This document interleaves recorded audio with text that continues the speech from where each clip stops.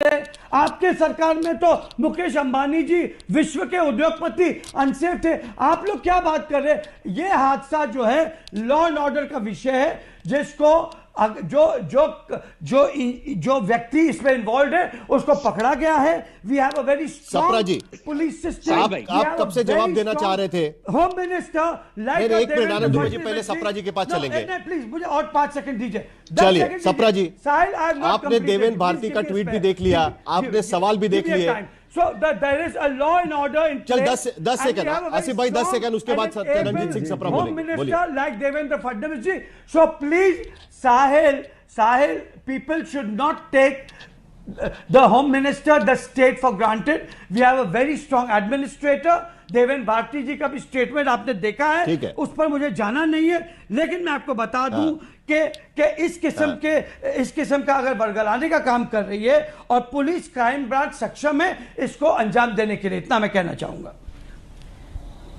ठीक है, चरणजीत सिंह सप्रा।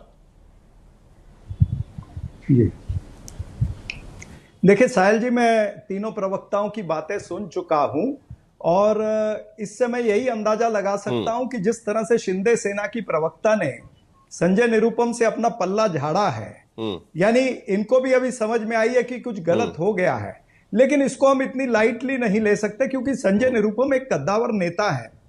वो मेंबर पार्लियामेंट रहे हैं, एक बार नहीं 2 बार 3 बार रहे हैं, अभी शिंदे सेना की टिकट पर वो चुनाव भी लड़े थे। तो जब संजय निरुपम जैसा नेता कुछ ऐसी स्टेटमेंट देता है तो निश्चित रूप से उसके पीछे कोई ना कोई राजनीति होती है, ये पक्की बात है। ये कितना ही कह लें, पल्ला झाड़ लें, उससे बात नहीं बनती है। संजय निरुपम ने पहली बात तो उन्होंने सारे पुलिस प्रशासन, एक मिनट, सारे पुलिस प्रशासन के ऊपर प्रश्न चिन्ह उठाया। फिर उन्होंने लीलावती के जितने डॉक्टर है या जो कार्य प्रणाली हुई उसके ऊपर प्रश्न चिन्ह उठाया है। यानी जब सत्ताधारी पार्टी के नेता को ही पुलिस प्रशासन में विश्वास नहीं है, वो इस तरह से पल्ला झाड़ करके नहीं चला जाएगा। ये या तो आपकी दोहरी नीति है या फिर आजकल जो महाराष्ट्र के अंदर सीएम वर्सेस डीसीएम चल रहा है उस एपिसोड का ये एक अंश है। ये बोला गया है इस तरह की स्टेटमेंट देने के लिए। क्या सीएम वर्सेस डीसीएम चल रहा है? और खुद अब बीच में मत बोलिए, मेरी बात पूरी होने दीजिए। ना मेरी बात पूरी होने दीजिए। देखिए सवाल ये भी है कि संजय निरुपम क्यों कह रहे हैं, वो क्या कह रहे हैं? संजय निरुपम क्या कह रहे हैं पता है कि अरे साहिल, इसको कंट्रोल करो ना भाई।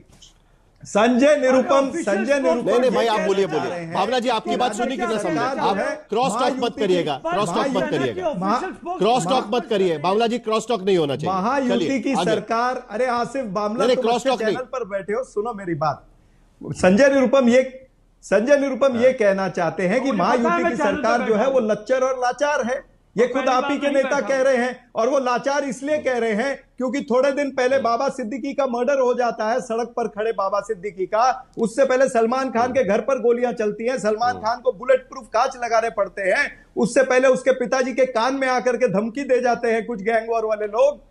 उससे पहले डोंगरी के अंदर छगन भुजबल के कार्यकर्ता की 22 स्टैबिंग होके उसकी मृत्यु हो जाती है। उससे पहले गणपत गायकवाड़ जो है वो पुलिस स्टेशन के अंदर कल्याण में अपने ही मित्र पक्ष के शिंदे सेना के पूर्व विधायक के ऊपर गोली चलाता है। उससे पहले अभिषेक गोसालकर की एफबी लाइव के ऊपर हत्या होती है।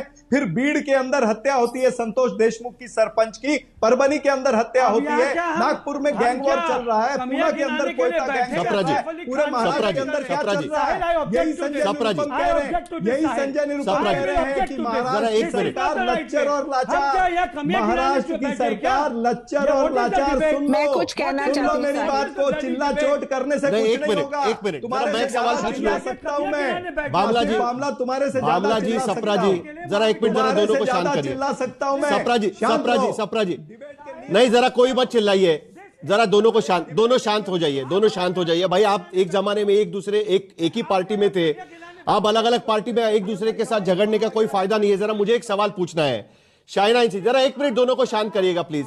शाइना इंसी जी, चलिए, आपने संजय निरुपम का ये व्यक्तिगत राय बताया, ठीक है, चलिए मैं मान लेता हूं कि उनकी व्यक्तिगत राय होगी, लेकिन सवाल तो उन्होंने सही उठाया है ना। अगर आप दूसरी नजर से देखें, भाई किसी भी जनता के मन में, क्योंकि उन्होंने इस सारी चीजों का जिक्र किया कि बाबा सिद्दीकी की हत्या होना या संजय निरुपम के सलमान खान के घर पे फायरिंग होना या बाकी सारी चीजें जो मुंबई में हुई है, और इसी के वजह से उनका यह कहना है कि लोगों के मन में कानून सुव्यवस्था को लेकर, लॉ एंड ऑर्डर को लेकर सवाल खड़ा हो सकता है। संजय निरुपम जो लोगों में जाते हैं, नेता है, चुनाव लड़ते हैं, जो लोगों के मन में उन्होंने देखा वो उन्होंने सवाल उठाया, तो उस पर क्या गलत है? देखिए, उनकी जो व्यक्तिगत राय मत है वो प्रजातंत्र लोकतंत्र में हर एक मुद्दे के ऊपर 100 प्रतिक्रिया हो सकते हैं, लेकिन इसका मतलब नहीं कि ये शिवसेना का राय मत है। हम बिल्कुल स्पष्ट रूप से मुंबई पुलिस पे विश्वास करते हैं। शासन प्रशासन यानी कि महायुति के नेतृत्व ने ठान लिया है कि घुसपैठ को लेके ना सिर्फ ऑडिट, ये देखना कि जो लोग वोट बैंक की राजनीति करते हैं, हाल ही में किरीट सोमैया ने मालेगांव का खुलासा किया, कैसे लोगों को लाया गया, कैसे वोटर लिस्ट पे लाया गया, ये सब चीजों के ऊपर कार्रवाई करने की आवश्यकता है। एकनाथ जी शिंदे ने बिल्कुल स्पष्ट रूप से कहा कि जो भी गुनहगार है उनके प्रति कार्रवाई के साथ साथ सजा, ताकि कानून का खौफ हो। ये वही महाराष्ट्र है जहां आदरणीय हिंदू हृदय सम्राट ने 1995-99 में घुसपैठ को बाहर फेंका, और हमारी महायुति की सरकार यही करने वाली है। आप एक हाई प्रोफाइल केस के ऊपर बहुत सारे पहलू हो सकते हैं, सवाल प्रश्न चिन्ह कोई भी उठाए, इसका मतलब नहीं कि पार्टी की प्रतिक्रिया ये है।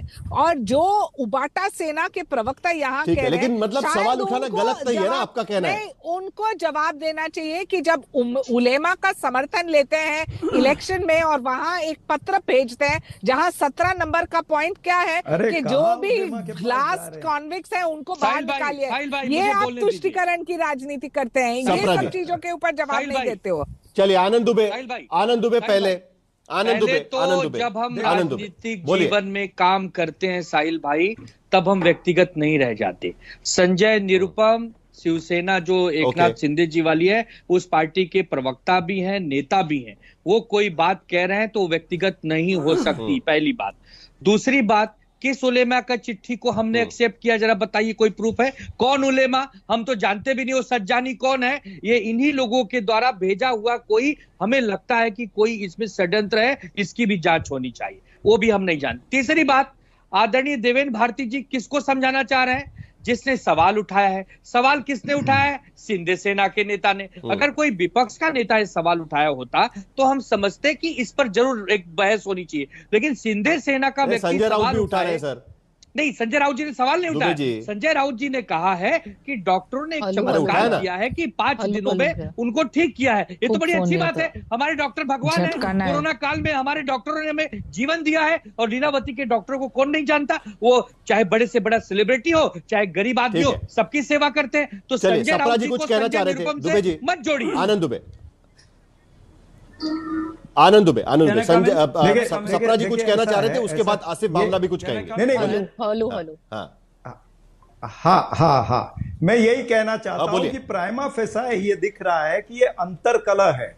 जो मैंने कहा कि सीएम वर्सेस डीसीएम चल रहा है, सीएम वर्सेस डीसीएम का ये अंतरकलह है। जिस तरह से देवेंद्र भारती का भी एक स्टेटमेंट आया है, जी आप भी जा सकते, सुनिए ना, जिस तरह से देवेंद्र भारती का स्टेटमेंट आया है, देवेंद्र भारती जो है देवेंद्र फडणवीस के खास आदमी है। देवेंद्र फडणवीस के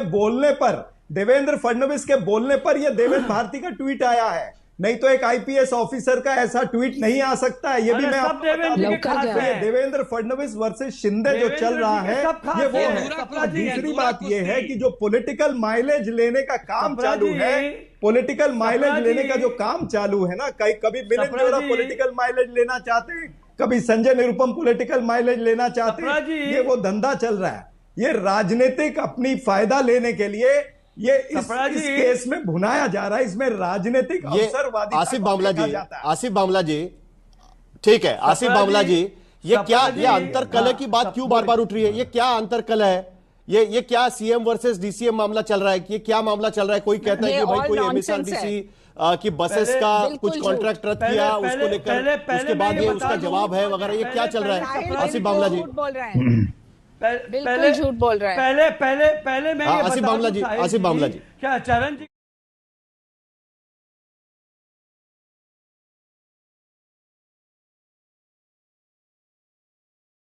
तो मैं इनको बता दूं कि इनके कांग्रेस के आमदार हो, मंत्री हो, ये भी सब देवेंद्र तो नहीं है करीब। जब वो आते नहीं तो है सबसे पहले करीब क्या के वही खड़े रहकर नहीं है उन्हें क्या मिलते। करीब? सुनिए एक बात भी आप सुनिए, सप्रा जी सुनिए, आपने कहा मैं बीच में नहीं बोला, नहीं मेरे बीच में भी आप बोल रहे थे। आपके आमदार आज जो है ना, आपको बहुत मजा आ रहा था। आपके पार्टी के जो आमदार है ना, सुनिए आपके आमदार, अरे चलिए बीच में मत बोलिए सप्रा जी, नहीं सप्रा जी, ऐसे चर्चा नहीं होगी, नहीं ऐसे चर्चा नहीं होगी, ऐसे चर्चा नहीं होगी।